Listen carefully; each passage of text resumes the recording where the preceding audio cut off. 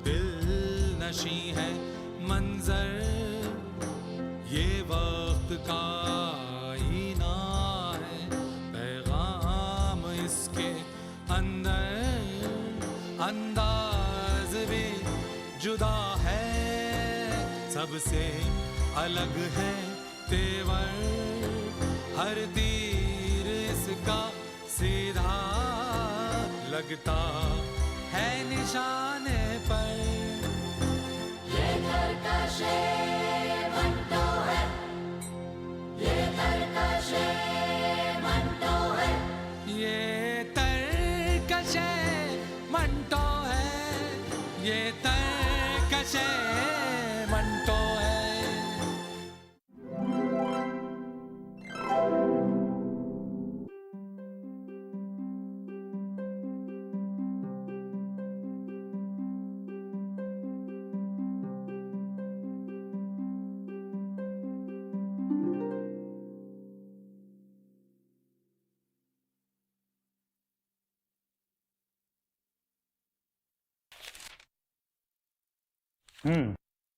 वो सब तो ठीक है, पर ये जो आपने थाने में शिकायत दर्ज कराई है उसमें ये क्या? शबनम खातून, फौजिया, हिना, औरतों के नाम?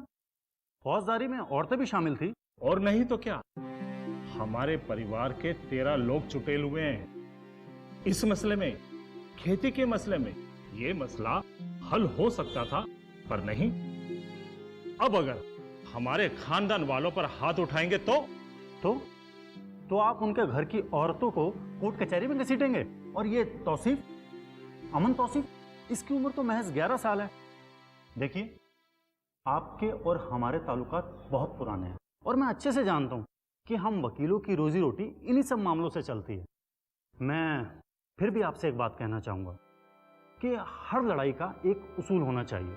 अगर आपकी लड़ाई उस घर के मर्दों से है तो फिर औरतों और बच्चों को बेवजह उसमें खींचकर बुज़दिली क्यों दिखाते हैं? देखिए जनाब, आप तो अपने दफ्तर में बैठे रहते हैं, आपको क्या पता कि बाहर की जिंदगी कैसे बीत रही है। अगर यही बात आपके खून पे गुजरी हुई होती तब पता चलता। लेकिन वो औरतें और बच्चे? तो क्या हुआ, जाने दो सबको जेल में। अरे कुछ दिन ठूले पे सोएंगे ना, सब अकल आ जाएगी। आप मुझसे फौजदारी का मुकदमा लड़वाने आए हैं या फिर अपनी निजी दुश्मनी का बदला लेने के लिए आप मेरे कंधे पे बंदूक रख के चलाना चाहते हैं? आपको आम खाने से मतलब है या गुठलियां गिनने से? अब मेरी चाहे जाति दुश्मनी हो या कुछ भी हो, आप मुकदमा लड़िए, आपका पैसा आपको मिल जाएगा। मैं सिर्फ पैसों के लिए वकालत नहीं करता, मेरी जिंदगी में अपने कुछ उसूल हैं और मैं अपने उसूलों को धोखा कभी नहीं दे सकता। अरे साहब, मैं आपको किसी से धोखा देने की बात नहीं कर रहा, ये मेरा एक सीधा सादा सा मुकदमा है। और हाँ देखिए घनश्याम जी, शहर में बहुत सारे वकील हैं, मैं उन सबको छोड़कर आपके पास आया हूं सिर्फ इसलिए कि आप मेरे बहुत पुराने वकील रहे हैं। मुझे नहीं मालूम था कि आपसे ताल्लुकात रखने की कीमत पे मुझसे मेरा वजूद मांगा जाएगा। अरे घनश्याम जी, कौन सी किताबें पढ़ रहे हैं और कितनी वजनदार बातें कर रहे हैं। मेरा तो सीधा सा आपसे सवाल है कि मेरा मुकदमा लड़िए और जो आपकी रकम होगी आपको मिल जाएगी। मैं तो सिर्फ आपसे यही चाहता हूं कि यह मुकदमा लड़िए। वजूद असूल सब ठीक है, पर इतना क्रांतिकारी बनने की क्या जरूरत है घनश्याम जी? अब आप इसे जो भी मानिए, पर मैं आपका मुकदमा हरगिज नहीं लड़ूंगा। देखिए घनश्याम जी, मेरे सारे कामों से आपको अपना हाथ धोना पड़ेगा। यह भी खूब रही, आपने निजी ताल्लुकात को तिजारत में बदल दिया। अब तक मैं आपका जो लिहाज कर रहा था ना, यह सौदागरों वाली बात कह के आपने उसे भी मिटा दिया है। घनश्याम जी, आप ये जानते किससे बात कर रहे हैं? दीनू काका, जरा इन्हें दरवाजा दिखा के आइए। ठहरिए, मैं अंधा नहीं हूं, जा सकता हूं और देख लूंगा। हटाओ, देख लूंगा घनश्याम, देख लूंगा।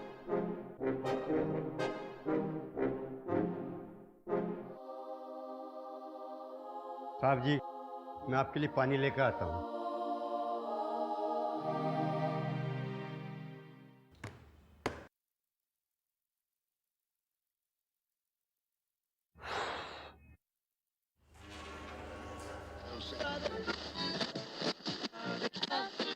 पैकर साहब, बात उस्तादों की चली है तो मैं और आपके चाहने वाले ये जरूर जानना चाहेंगे कि आपके पसंदीदा शायर कौन है। मीर।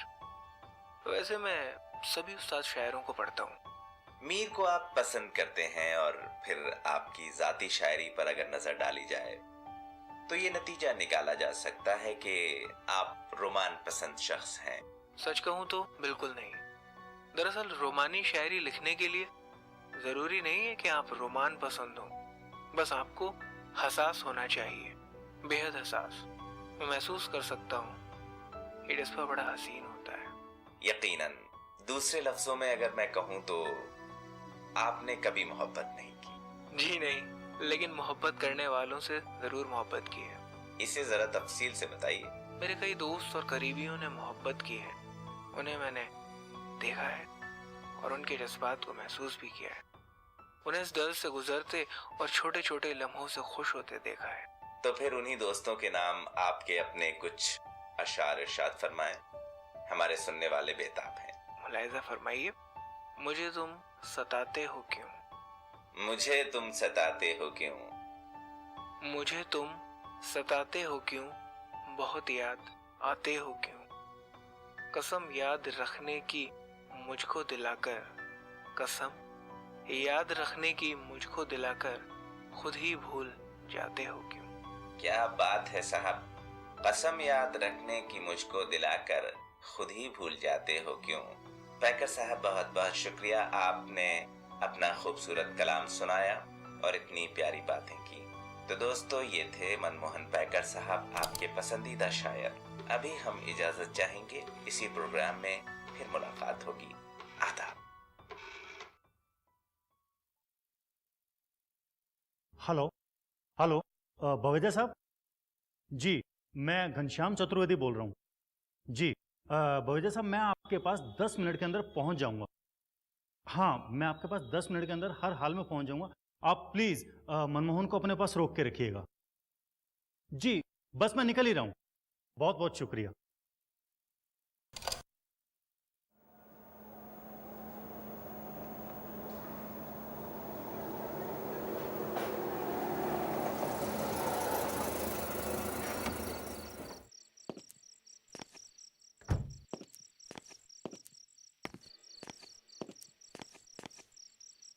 अब उतर भी आइए शायर आजम मोहन कुमार, मंजिल आ गई है। अरे ये तुम मुझे कहाँ ले आए? अरे यही तो है तुम्हारे यार का ऑफिस। चलो देखो सुनो, ऐसा है मुझे अभी कहीं काम से जाना है, मैं बाद में आऊंगा। चलो भैया चलो। तुम ऐसे नहीं मानोगे, चलो उतरो। अरे कुर्ता कुर्ता नया कुर्ता है यार, तुम कुर्ता फाड़ोगे, क्या कर रहे हो? कुर्ते की फिक्र ना करो, तुम्हारा दोस्त तुम्हें नए कुर्ते दिलवा देगा। Ghanshyam Das Chaturvedi, BA LLB।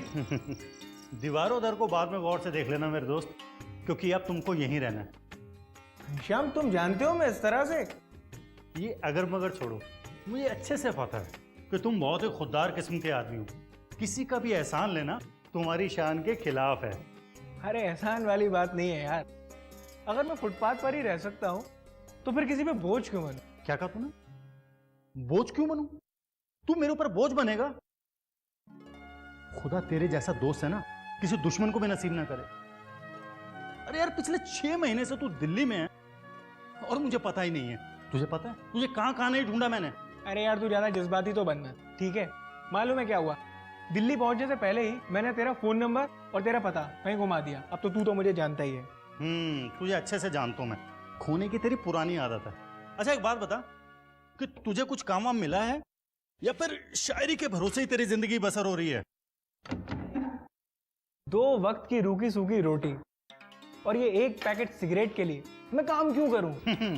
इसका मतलब तो ये हुआ जनाब कि जब तक आपकी जिंदगी में कोई हसीन औरत नहीं आएगी तब तक तुम काम के आदमी नहीं बनोगे। अब तो मुझे भी ऐसा ही लगने लगा है कि शायद मेरी जिंदगी तभी बदलेगी जब मेरी जिंदगी में औरत का प्यार आएगा।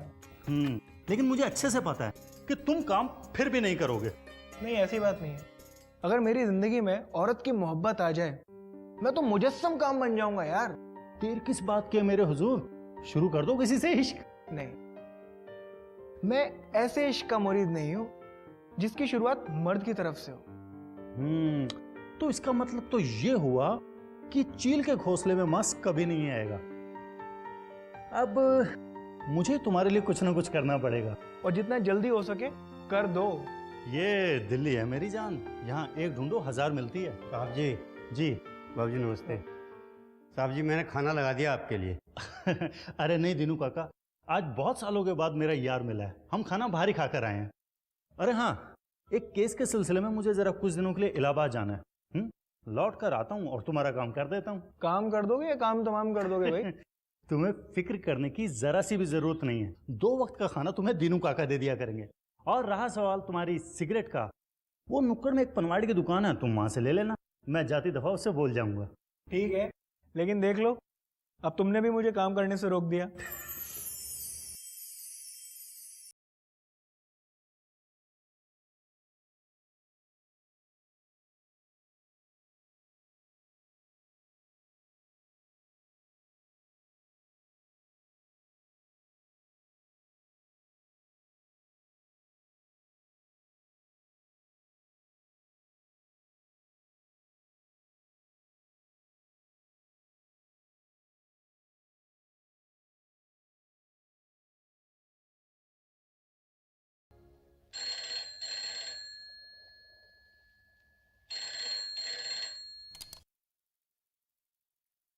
Hello hello 44457। सॉरी।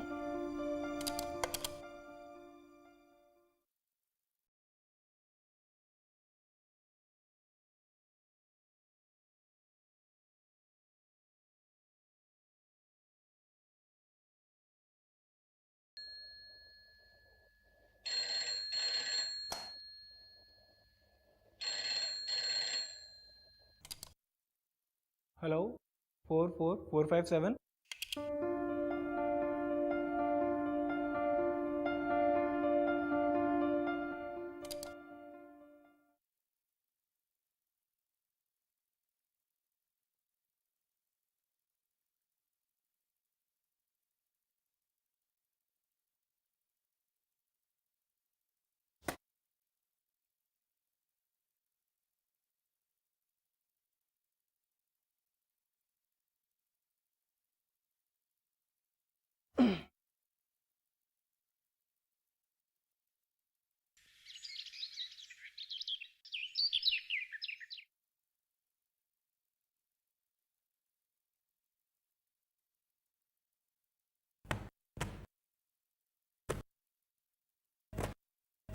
अरे दिनू काका, आप उठ गए?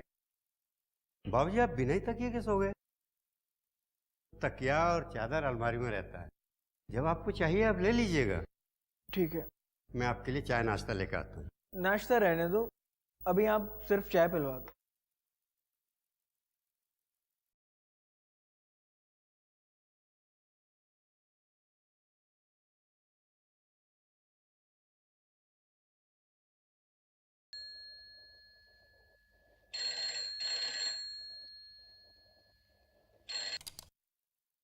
हेलो हेलो, ये 44457 है ना? जी हाँ, आप कौन बोल रहे हैं? मैं मनमोहन। आपको किससे बात करनी? आपसे। क्यों? आपको कोई एतराज है क्यों? नहीं, ऐतराज तो कुछ नहीं है। आपने अपना नाम मदन मोहन बताया था ना? जी नहीं, मनमोहन। आप मुझसे बात करना चाहती थी ना?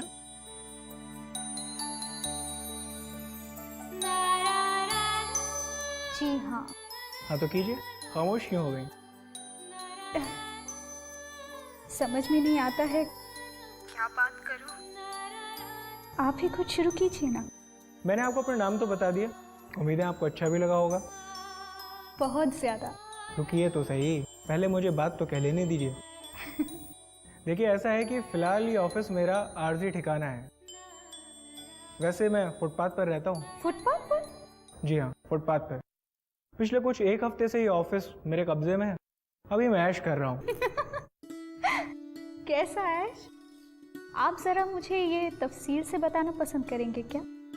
एक नावल हाथ लगी है, इसके कुछ आखिरी पन्ने गायब हैं। बस इसी नावल को 20 बार पढ़ चुका हूँ। पूरी नावल हाथ लगे तो पता चले कि हीरो हीरोइन के रोमांस का क्या अंजाम होता है। आपकी बातों से तो अंदाज़ा लगाया जा सकता है आप बहुत ही दिलचस्प आदमी हैं। दिलचस्प? अच्छा जी, सब आप ही की मेहरबानी है। आपकी मसरूफियत क्या है? मसरूफियत मतलब? मसरूफियत से मतलब आप काम क्या करते हैं? कमाल करता हूँ। मैं समझी नहीं। देखिए बड़ा आसान है, जो लोग कुछ नहीं करते वो कमाल करते हैं। फिर भी आप कुछ ना कुछ तो करते ही होंगे। सारा दिन आवारागर्दी करता हूँ और रात को सो जाता हूँ। क्या आपको ऐसी जिंदगी अच्छी लगती है? सोचना पड़ेगा। दरअसल अभी जब आपने मुझसे ये सवाल किया तब मैं खुद अपने आप से ये सवाल कर रहा हूँ। क्या जवाब मिला? नहीं, जवाब तो नहीं मिला, लेकिन शायद हाँ, मुझे जिंदगी अच्छी लगती होगी, तभी तो एक अरसे से बसर कर रहा हूँ। एक बात बोलूं, आपकी हंसी बड़ी सुरीली है। शुक्रिया।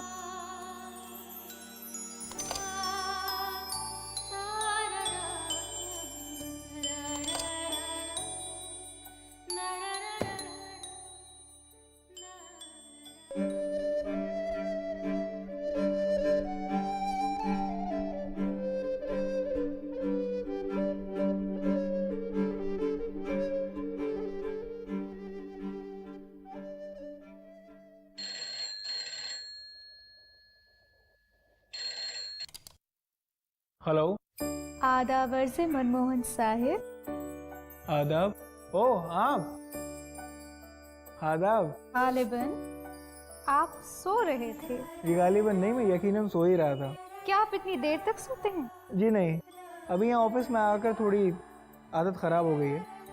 वैसे अभी फुटपाथ पर जाऊँगा ना, बड़ी मुसीबत हो जाएगी। क्यों? क्या है कि फुटपाथ के तौर तरीके हमारी महज़ब दुनिया से बड़े अलग हैं। वहाँ सुबह 5 बजे उठ जाना पड़ता है। इसका मतलब ये हुआ कि आप वाकई में ऐश कर रहे हैं। अच्छा ये बताइए, कल आपने बिना कुछ कहे फ़ोन क्यों बंद कर दिया था? आपने मेरी हंसी की तारीफ क्यों की थी? वाह जी, ये खूब रही। अजी अगर कोई चीज़ पसंद आएगी, खूबसूरत लगेगी, तो क्या उसकी तारीफ नहीं की जाएगी? बिल्कुल नहीं, हरगिज़ नहीं। देखिए ये पाबंदी आप मुझ पर नहीं लगा सकते। मैंने आज तक कोई पाबंदी कबूल नहीं की। अगर आप हंसेंगी तो मैं तारीफ जरूर करूंगा। आप तारीफ करेंगे, मैं फोन रख दूंगी। अभी आपकी मर्जी है। आपको मेरी नाराजगी की जरा भी परवाह नहीं है? देखिए पहली बात तो ये कि मैं आपको नाराज नहीं कर सकता, और दूसरी बात ये कि अगर मैं आपकी तारीफ ना करूं तो मेरा ज़ौक़ मुझसे नाराज हो जाएगा, और मुझे मेरा ज़ौक़ बड़ा अजीज है।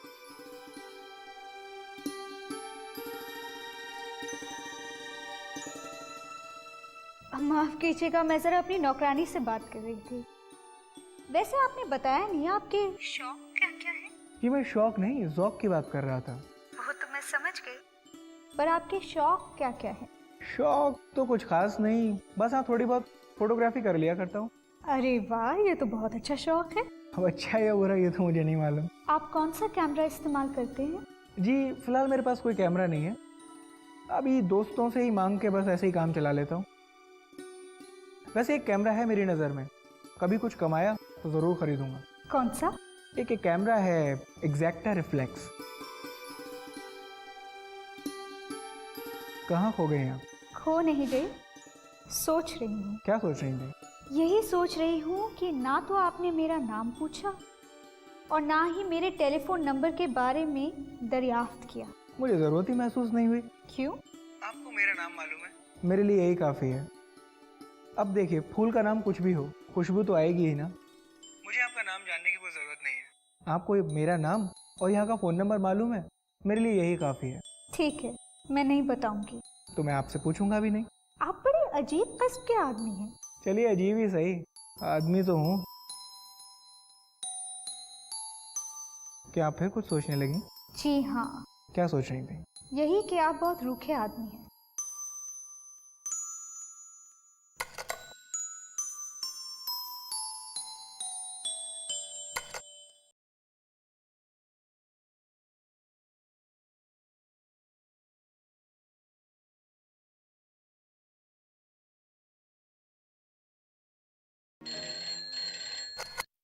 हेलो 44457। मोहन, मैं घनश्याम बात कर रहा हूँ।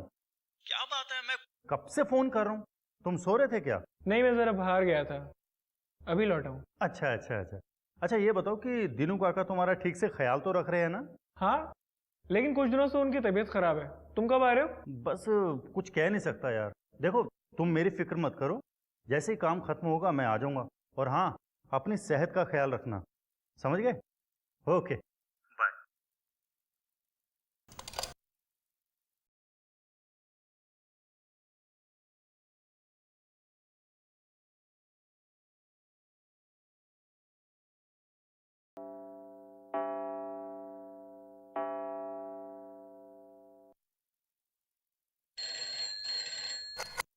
हेलो। मिस्टर मोहन, जी हाँ, इरशाद फरमाइए।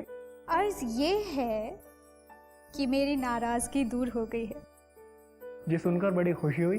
क्या आपने नाश्ता कर लिया? नहीं, अभी नहीं, आज मुझे भूख नहीं है, और वैसे भी आज मेरे पास पैसे भी नहीं है। मैं कुछ रुपए भेज दूं? भेज दीजिए, मेरे फाइनेंसरों की तादाद में इजाफा हो जाएगा। अगर ये बात है तो मैं रुपए नहीं भेजूंगी। आपकी मर्जी। मैं फोन बंद करती हूँ। ठीक है।